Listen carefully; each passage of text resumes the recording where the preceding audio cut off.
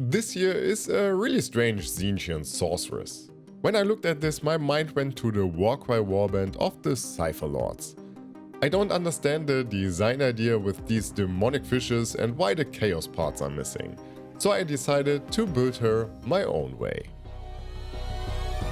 First, I remove all the bits out of the sprue. And don't mix them with these ones or I will never be able to build this one. Let's try this again. I cut all the bits that I needed out of the sprue, gifted the rest to the dark gods and cleaned up the miniature. After that I let it assemble itself in this well-cut transition and removed the remaining sea life from the stuff and armor.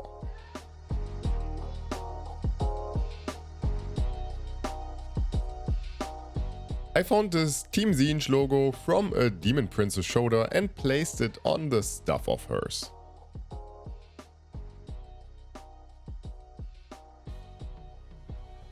After that I found the new main feature of this miniature, a flame of a bloodthirster. Oh, if Korn sees this, I guess he will rage. But since Korn rages anyway, let's find a way to make this fit. But before I place her on this flame, I give her another very Tzeentchy tool, a ritual dagger from another Disciples of Tzeentch kit. And by the way, if you like content like this, building stuff, painting stuff, feel free to leave a like and a subscription. I had this blue and yellow stuff laying around, which I cut into more consumable parts, pressed them very strongly together so that they became green stuff.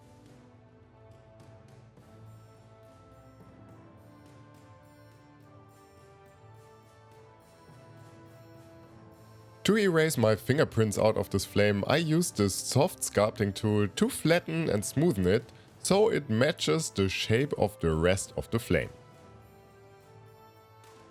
After that I gently pushed Cinderella's foot into the green stuff so I know where to glue her in place and to give this whole thing a little bit more stability.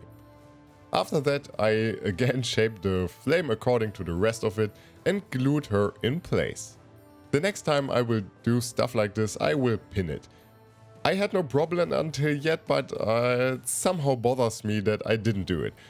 After all, it cannot be that hard. Because she's a Tzeentch sorceress now, she obviously needs a third arm. Luckily, a demonette was happy to provide one of hers, which Mathaela did not really mind. Not accepting it just because the demonette was from another deity was not really her way, so she happily received the gift and thought it is fitting. Maybe Slanesh isn't that bad after all, she thought. And after this little insights of Mathaela's way of thinking, I had to cover the bottom part of the flame with a chaos star that lay around somewhere in my bits box because I didn't really like how it turned out up until this point. I again used a Tzeentch cultist to remove his feathers from the helmet, as I wanted to place them on her arm, being inspired by the Curseling's little friend or brother.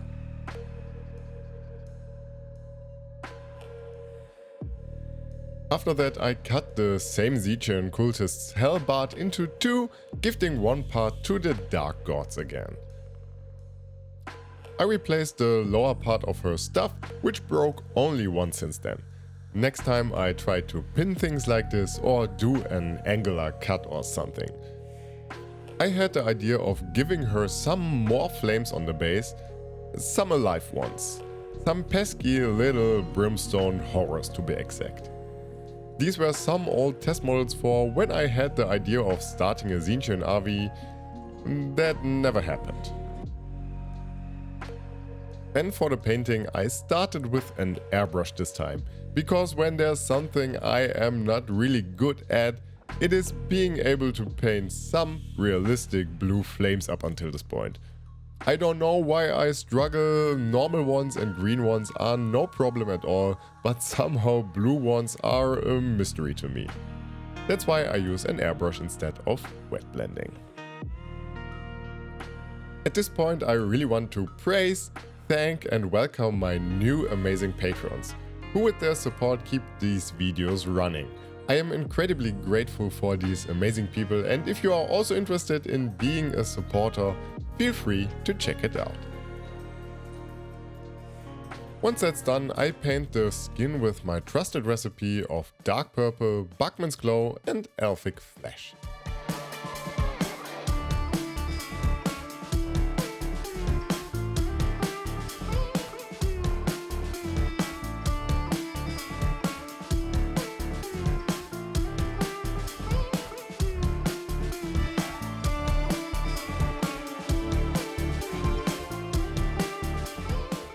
I also covered the robes of her, which are going to be white in the end, with dark purple to have an undercoat that's not just pure black. Speaking of it, I used wolf grey to cover the biggest surfaces and wet blended a little bit of magenta into the folds to get a bit of pinkish color into it. I used the same technique one would use with oils to get into the recesses of the flames. Apart from looking absolutely satisfying, it brightened up the recesses, making it appear hotter. But this is just watered down acrylics, by the way, no special things here, as I like to keep some things simple. Now another extremely perfect transition to paint the gold, which I shaded with Druchii Violet. I guess this pot is as old as the 8th edition of Warhammer 40k. Shading golds with a different color other than red or brown sometimes lead to interesting outcomes. I've never done it with a purpley tone up until this point, and I was really happy how it turned out.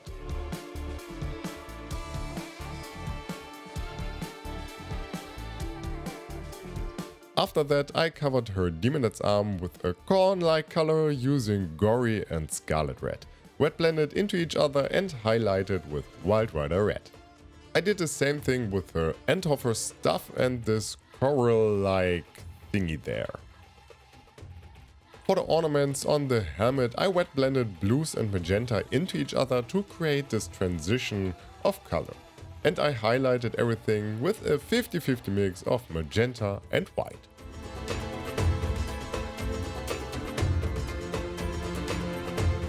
I waited with these, however you call this, Medusa-like looking straps on her helmet.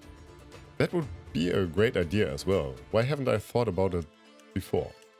Anyway, I painted the thingies here with the same mixture I used for the robes, as I didn't know how I want to paint them in the first place and if I maybe want to have another color other than the rest of the miniature.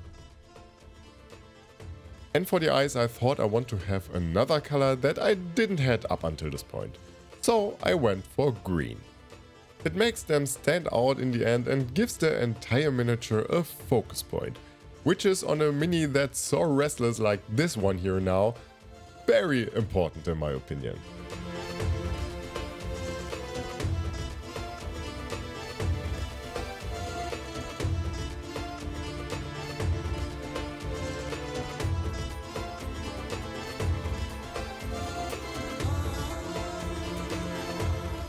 And to match the rest of this otherwise very bright miniature, I slapped on more whites and blues on the base that I once again covered up with some airbrushing, repeating the process from the first painting step. I think this miniature turned out very cool in the end, even though the little horrors make it appear a little bit restless. Maybe I went a little overboard with that, but there's a learning curve in every of these builds, I guess. And in the end, that's what really matters, and she still looks more chaosy than before. But what do you think? Did I do this miniature justice, and can it be read as a chaosy sorceress now? What would you have done different? I would like to know. But that's it for today. Thank you for watching, and we are going to see each other in the next one.